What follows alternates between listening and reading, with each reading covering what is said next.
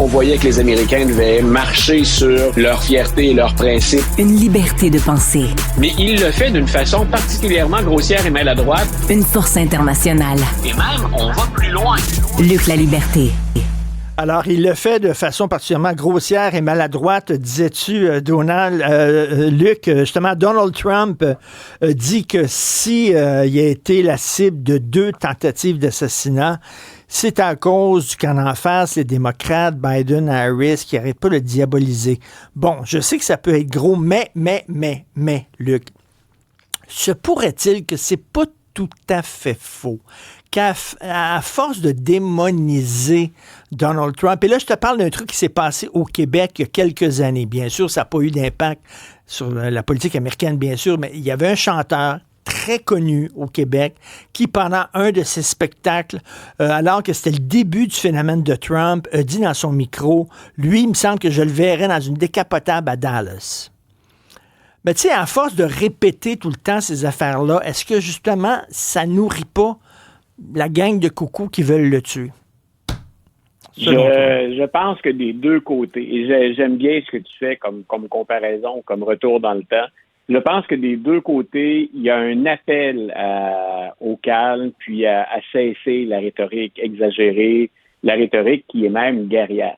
Ce qui fait étrange dans le décor, c'est que Donald Trump pointe du doigt les démocrates, alors que si on regarde ce que J.D. Vance et lui ont fait, et ce que Donald Trump est depuis 2016, depuis cette fameuse descente de l'escalier roulant, après laquelle descente il annonce qu'il est candidat, c'est que lui n'a jamais tenté de faire un appel au calme, si ce n'est de façon très ponctuelle, passagère, après le premier attentat contre lui.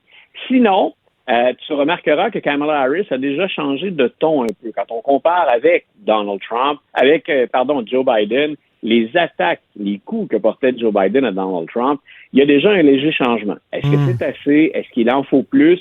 Je pense qu'on a raison de souligner que des deux côtés, on est dans une élection où la politique américaine, c'est toujours un sport extrême. Ça fait longtemps que j'explique ça comme ça. Tous les coups sont permis, ou presque, la plupart du temps. Il faut effectivement baisser le ton. Je répète, ce qui m'étonne du côté de Trump et de Vance, c'est par exemple, je sais pas si tu as remarqué ça ce matin, si tu as vu passer la nouvelle où les gens qui sont à l'écoute, les écoles, il y a plusieurs écoles à Springfield, en Ohio, cette fameuse ville Springfield, où Donald Trump a dit, appuyé par J.D. Vance, qu'il y avait des immigrants qui mangeaient les chats et les chiens.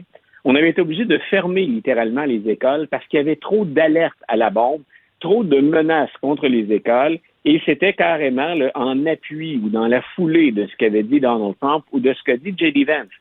Ce matin, j'étais content, je commence à lire mes nouvelles ce matin, puis on dit, on ouvre les écoles, on les permet, il va y avoir retour en classe. Ça n'a même pas fait toute la journée. Il y a des écoles qui ont été obligées de fermer dans l'après-midi. Alors donc que Donald Trump pointe vers Kamala Harris et témoigne, et je suis partiellement d'accord avec lui. Il faut baisser le ton, puis il faut baisser la pression parce qu'on est dans une période tendue. Lui, de l'autre côté, fait rien pour atténuer la portée de... Non, mais t'as raison qu'il est très mal placé pour faire la leçon, là. Ben voilà. Et c'est son style. On pourrait chercher à faire la poule ou l'œuf, qu'est-ce qui est arrivé en premier. Je pense que c'est parfaitement honnête et transparent que de dire depuis qu'il est entré sur la scène politique, Donald Trump s'en est pris à tout le monde et de façon cavalière. Il a insulté à peu près tout ce qui bouge, qui n'est pas d'accord avec lui. Il a fait des appels du pied littéralement à l'extrême droite. Je pense que faut vivre dans un univers parallèle si on ne reconnaît pas ça. Maintenant, de s'en prendre, je répète, à Donald Trump en l'associant toujours au pire à Mussolini, à Hitler ou aux néo-nazis, ben oui, ça peut mettre des idées dans la tête des gens ou ça peut nourrir quelqu'un qui, c'est vrai autant sur la droite que sur la gauche, n'est pas dans un parfait état de santé ou d'équilibre au plan mental et ça mène à des événements, des tristes événements comme on le voit à Springfield. Et comme on l'a vu, c'est pas rien, hein? Il y a un président qui a vécu ça de mémoire plus rapidement que Donald Trump, être 2 fois victime d'une tentative d'assassinat. Lui, il l'a fait en 2 mois. Gerald Ford a fait ça écoute, j'essaie de me souvenir, c'est peut-être 1 mois et demi, c'est même plus court que ça, c'était 18 jours, je pense. Donc, ça n'arrive pas souvent. Ça arrive trop souvent aux États-Unis, mais on en est rendu là. Et si on remonte un peu plus loin puis qu'on pense au 6 janvier 2021, est-ce que toi ou moi, on peut se permettre d'affirmer aujourd'hui, hors de tout doute, le jeu va se calmer. Là. Il reste 7 semaines de campagne. Il n'y aura plus d'autres incidents. Ça va se dérouler pacifiquement, dans l'ordre. Malheureusement, c'est le genre de propos que je ne peux pas tenir parce que j'ai absolument aucune garantie de ce qui peut se passer, tellement on atteint un niveau de tension qui dépasse la violence verbale et qui dépasse les réseaux sociaux. Visiblement, il y en a qui sont prêts à passer à l'action au-delà du virtuel, appelons ça comme ça. Et puis en plus, j'ai peur. J'ai peur pour une victoire de Trump et j'ai peur pour une défaite de Trump parce que comment ces adeptes vont réagir. Écoute, je veux te poser une question. Tu sais que j'aime bien de parler avec toi de philosophie politique, OK? Alors voilà, je te pose une question. Est-ce qu'une démocratie, selon toi, a le droit de tuer des gens qu'elle soupçonne de terrorisme sans le moindre procès? Et là, je parle bien sûr de cette opération spectaculaire du Mossad où on a tué 9 personnes en piratant. Là, j'ai vu, je suis allé voir sur le Figaro comment ça se serait passé. Ils auraient piraté des pagettes en mettant peut-être 20 grammes d'explosifs dans chaque pagette, en sachant que ces pagettes-là seraient acheminées vers des membres du Hezbollah.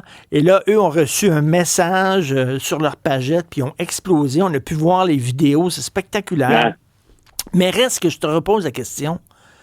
Israël, c'est une démocratie. Est-ce qu'une démocratie a le droit de tuer des gens qu'elle soupçonne de terrorisme sans aucune forme de procès, sans arrestation, sans juge, sans avocat, sans rien?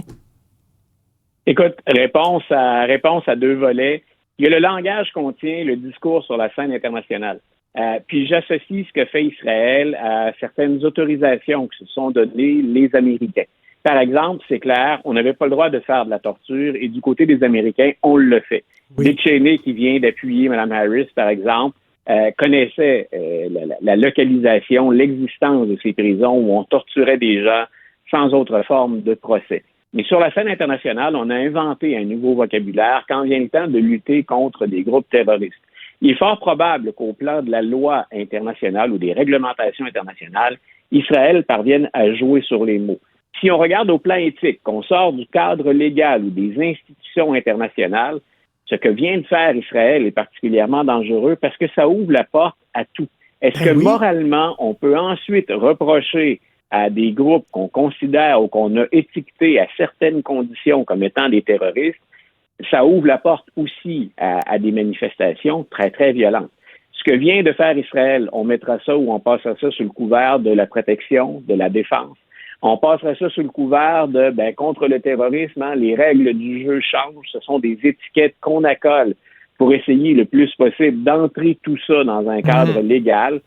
Ça demeure particulièrement risqué et douteux quand vient le temps de parler d'éthique ou de morale. Et là, Luc, je veux rien faire une parenthèse pour les gens qui nous écoutent. On n'est pas en train de verser des larmes là, sur le Hezbollah puis de défendre le Hezbollah. C'est absolument pas ça. Mais sauf que quand tu es dans une démocratie, Israël est une démocratie, et que tu fais la leçon aux autres comme les démocraties le font, tu dois respecter un certain standing, de respecter certaines valeurs.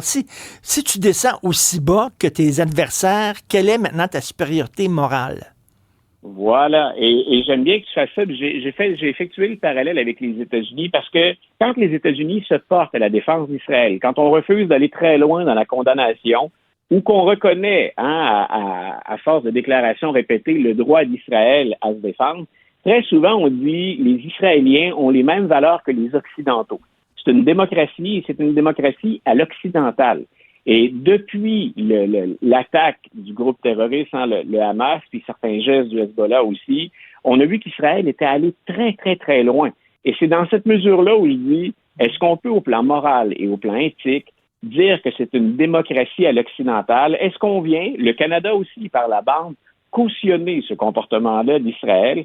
C'est là où ça devient, je trouve, terriblement délicat. Et où on se trouve à se livrer au même jeu que l'adversaire, en appelant ça autrement, ou en couvrant ça d'une autre étiquette ou d'un voile pour dissimuler le pire.